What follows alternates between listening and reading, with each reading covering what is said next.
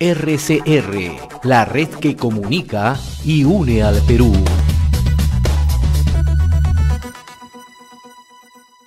A esta hora vamos a tomar contacto desde Tacna, lo habíamos anunciado, con Julio Failot. Él es un reconocido economista, director de la revista Apuntes de Lápiz y mejor analista político. Qué gusto saludarte, Julio, muy amable como siempre. Buenas tardes. Buenas tardes, don José. Agradecerle una vez más la invitación y a su disposición. ¿Hacia dónde vamos, no? Es la gran pregunta que se hacen los analistas, los observadores, ¿no? ¿Cuál es la primera percepción? Estos cambios de gabinetes 4 en menos de 7 meses, ¿no? Y ahora en medio ya de una crisis, a menos de 48 horas de juramentado. Le comento que hace un momento, acá en Lima, tanto la Federación Médica como el Colegio Médico del Perú están exigiendo ya el retiro inmediato del ministro de Salud, y quien también está en una situación complicada es el ministro de Energía y Minas. ¿Cómo analizas? ¿Por qué el gobierno tiene la capacidad de dispararse a los pies? En realidad, no es tanto dispararse a los pies, ¿no? Sino es un mecanismo de sobrevivencia real. Peligrosísimo, ¿no? Muy peligroso, por cierto, porque finalmente ha terminado de sacar lo mejor que tenía y de colocar lo peor que finalmente tenía, en este caso Perú Libre, como parte de la cuota de poder. Lo que nosotros vemos ahí es un tema claro de sobrevivencia, de evitar la vacancia, ¿no? Que es lo primero, ¿no? Y como siempre nosotros te hemos reiterado, estimado José, y eso lo de la vacancia para nosotros de veras termina ya hasta resultando un poco como un cuento chino, ¿no? O sea, está claro que el tema de la vacancia no es el tema, por lo menos mientras esto no signifique un riesgo para el status quo del Congreso de la República, no lo va a hacer, ¿no? Incluso ahora, posiblemente con casi a la justa, porque estamos hablando en términos cuantitativos que Pedro Castillo se salva a la justa de la vacancia, ¿no? Con la votación específicamente de los 32 congresistas que actualmente estarían dentro de la bancada de Perú Libre.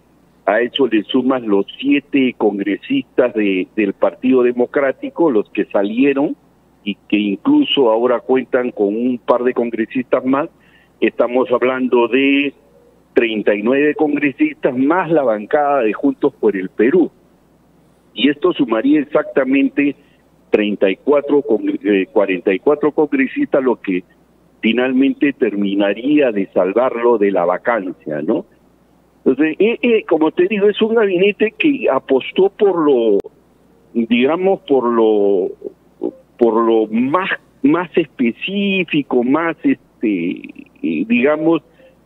algo que le puede garantizar cierta estabilidad relativa, pero ojo que se le puede escapar de las manos si es que por ahí un par de congresistas de Juntos por el Perú se voltea, ¿no? Y finalmente termina tirándose abajo el gabinete, ¿no? Que ganas de hecho y esfuerzos por quererles no dar la ratificación podría suceder en caso de un mal cálculo, ¿no?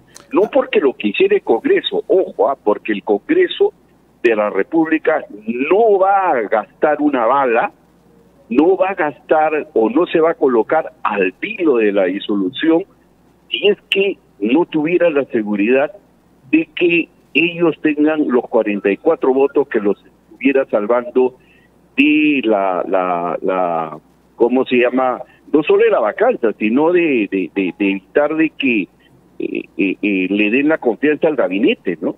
Que es lo que creo yo que a ellos les preocupa, ¿no? Ahora, si miramos ese escenario, el gobierno estaría apostando por una suma y una resta, ¿no? Más no por la estabilidad en el país, ¿no? Y eso es altamente peligroso, ¿no? Absolutamente, ¿no? Absolutamente, ¿no? Yo creo que de veras es un gobierno que se va a mantener en el vilo. ¿Hasta cuándo?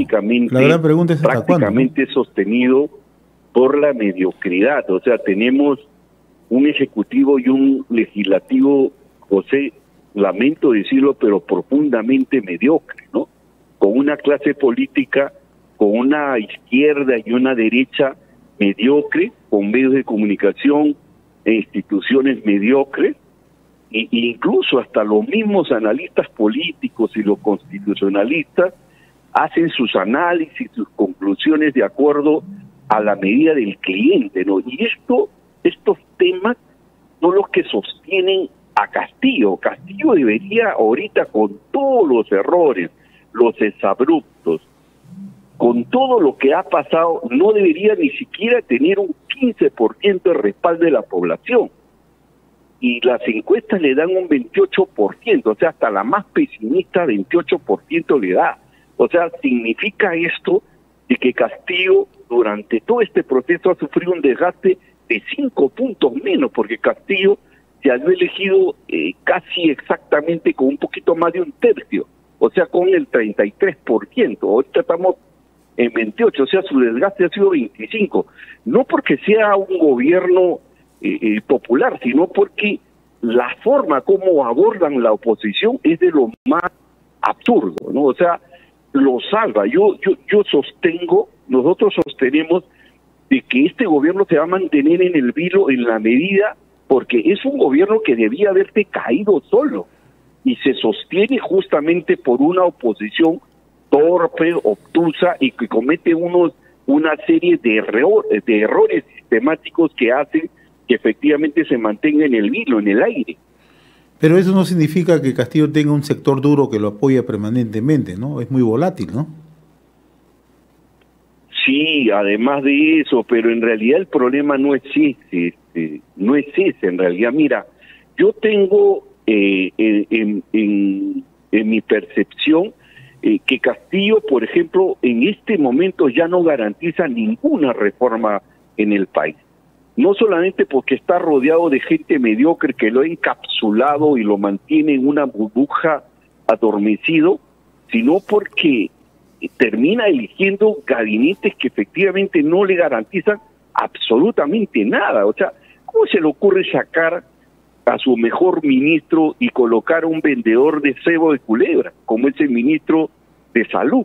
Yo no tengo absolutamente nada en contra de este señor, pero imagínate, su mejor ministro, el ministro que tenía la mayor aprobación, la que le ha dado réditos a este gobierno, el único ministro que se suponía mantenía una aprobación aceptable, lo saca para colocar a alguien que no tiene ninguna capacidad. Claro está, pero ahí está la mano de Cerrón, ¿no? O sea, inevitablemente ahí está la mano de Cerrón, ¿no?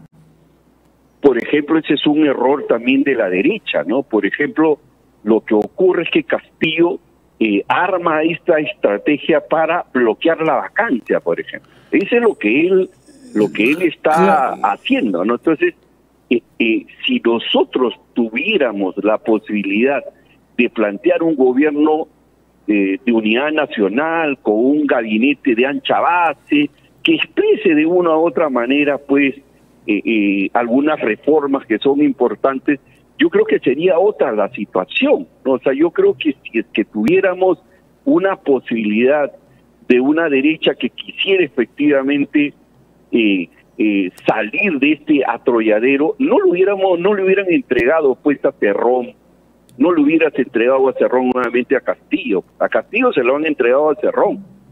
Ahora, definitivamente con esta actitud, con esta correlación, con esta presión, imagínate, todos los analistas políticos de este último, del último domingo, ya hasta suena pues ya muy rochoso, ¿no? O sea, y también hay que evaluar algo que también es importante, que yo me imagino que ellos lo han evaluado, ¿no? Por ejemplo, si tú empiezas a hacer una revisión, te vas a dar cuenta que la derecha controla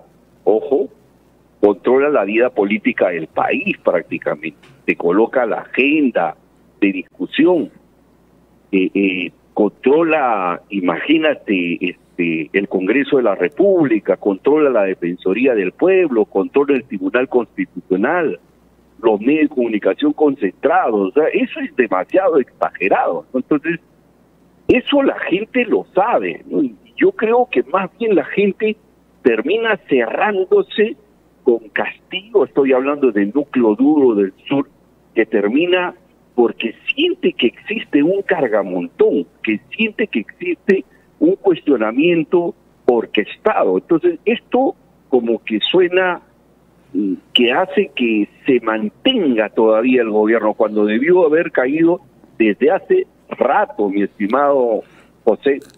Y eso es parte de la polarización que estamos viviendo, ¿no?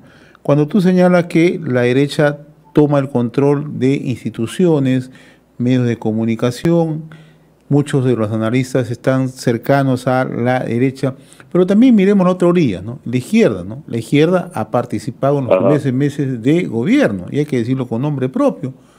Verónica Mendoza, sí. Anaí Durán, Pedro Franque manejando un ministerio clave, el ministro del Interior, Abelino Guillén, cercano a la izquierda, ¿no? Entonces, si esta lectura no es la más correcta la que está haciendo el gobierno, ¿hacia dónde vamos? Nos preguntamos, ¿no? La derecha puede tener poder en estos momentos, pero no decide. El presidente tiene poder para tomar cambios de rumbo, tampoco lo hace, ¿no? Ayer escuchaba un análisis bien interesante de Fernando del Rincón, el periodista de CNN, muchos lo critican, pero tiene una mirada desde afuera que muchas veces no se puede dejar al margen. Él dice, muchos creen que Pedro Castillo no sabe lo que hace. Y él considera, yo sí creo que Pedro Castillo sabe lo que hace, que es un tipo funcional, que también yo coincido con eso. No sé qué piensas tú. Sí, no, Castillo, siendo un político no convencional, tiene un estilo de hacer política tradicional. O sea, esta correlación de fuerza es una salida tradicional que lo haría cualquier partido político. Él ha optado, por ejemplo, de tener una personalidad como el señor ministro que ha sido ministro de Justicia, el señor Torres, alguien que confía mucho en él, lo ha preferido a él en un escenario de confrontación. Yo respeto mucho al señor Torres, pero no era la mejor carta que tenía Castillo. Castillo tenía mejores cartas como el exministro de Defensa o el mismo Ceballos, ¿no? Que eran personalidades con un peso propio, pero él optó por alguien de mayor confianza, alguien que no le hiciera sombra, que también era una opción.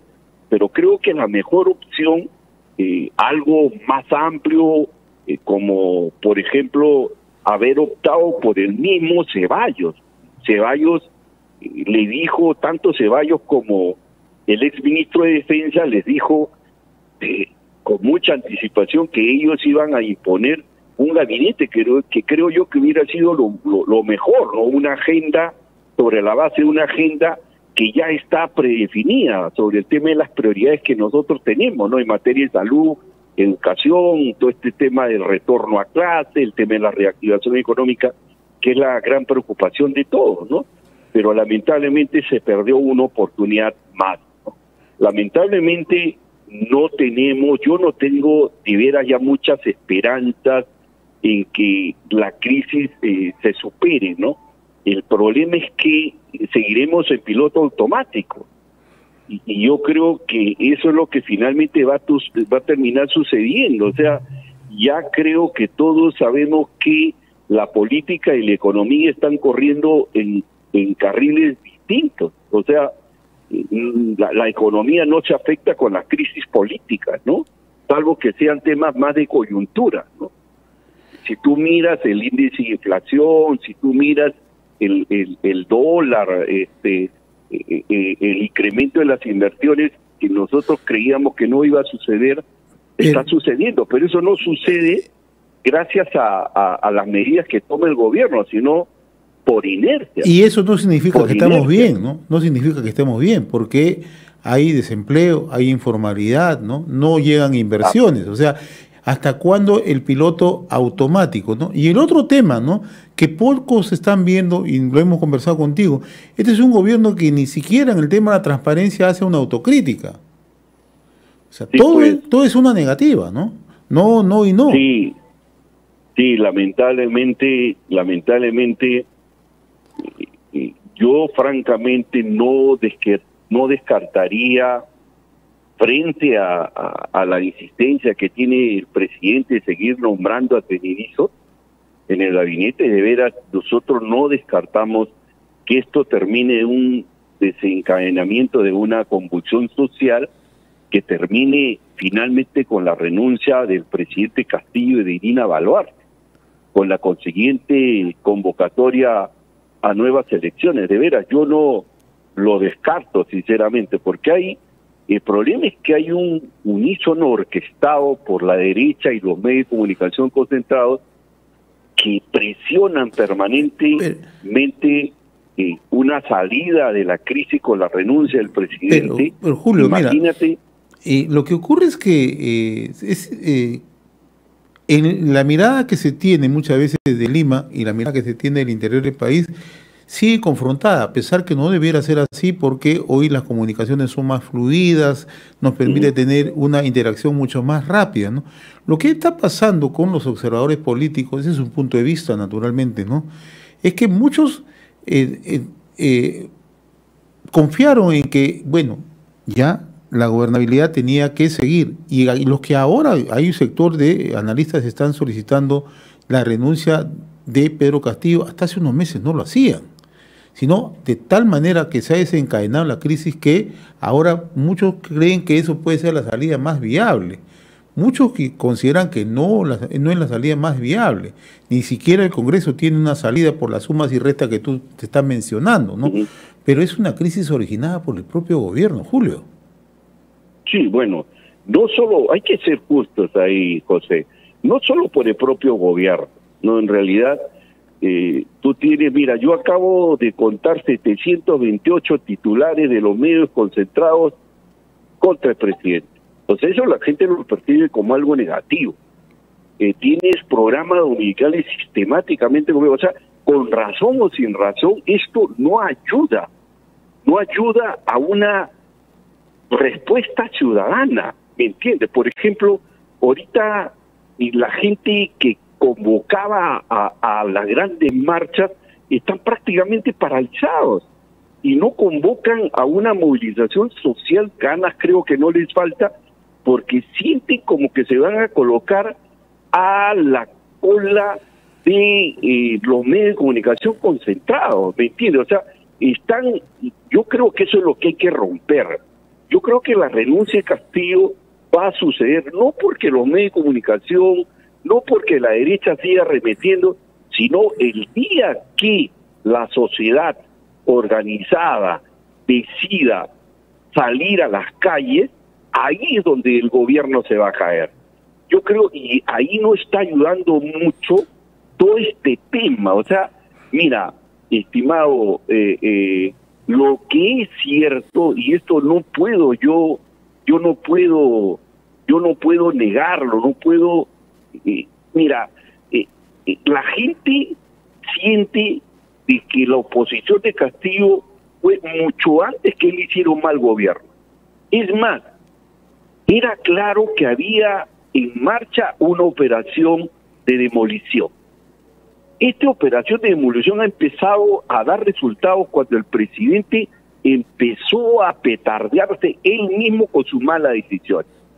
Ahora lo que se está mirando es que la derecha y los medios de comunicación concentrados están alineados bajo un mismo objetivo y que lo han puesto en marcha, que se llama la operación Renuncia Ya. Pero y que nosotros lo hemos tratado de manera detallada. Pero hay un detalle, en la revista, ¿no? hay un detalle. Entonces, es cierto, tú manejas muy de cerca las estadísticas, manejas muy de cerca todo lo que significa, ¿no? el devenir en números, ¿no? ¿Tú has visto, por ejemplo, en lo que va a la República, una crisis de esta naturaleza, que un gobierno cambie 4 gabinetes en 6 meses? Sí, absolutamente. O sea, pocas veces he visto, ¿no? O sea, cierto, o sea, nadie justifica el accionar de la derecha, ¿no? Pero tampoco, o sea, podemos dejar al margen que quienes han sido sus socios políticos hasta ahora le saltan al cuello, ¿no? Porque precisamente esos son los errores de hacer política, de no reconocer los propios errores, ¿no? Y más aún si tenemos un presidente que muchos consideran que no sabe lo que hace, que está en plena labor de aprendizaje. Yo particularmente creo que, si bien es cierto, no es una persona que tiene preparación académica, que tiene, digamos, los pergaminos profesionales, pero sí sabe lo que está haciendo Castillo. Porque una persona con cierta sensatez se da cuenta cuál es el horizonte. Castillo ya no está en una etapa de aprendizaje. Castillo ha pasado 3 gabinetes, ha pasado crisis todos los días. Es momento de reaccionar, o me equivoco, no lo sé. No, sí, o sea, yo ahí te doy la razón, o sea, Pedro Castillo no es el pobrecito, no es el ignorante, no, para nada, no. Él es, digamos, toma malas decisiones acompañado de ese que le llaman gabinete sombra, que no llega a ser ni siquiera sombra y nada más, ¿no? Yo no creo que sea eso, ¿no? Pero sí, efectivamente, hay un grado de error brutal, consciente, ¿no? Muy consciente. Ahora, los errores no se perdonan, o sea, nosotros somos críticos, o sea, Castillo no tiene ninguna capacidad para gobernar, eso es algo absolutamente real.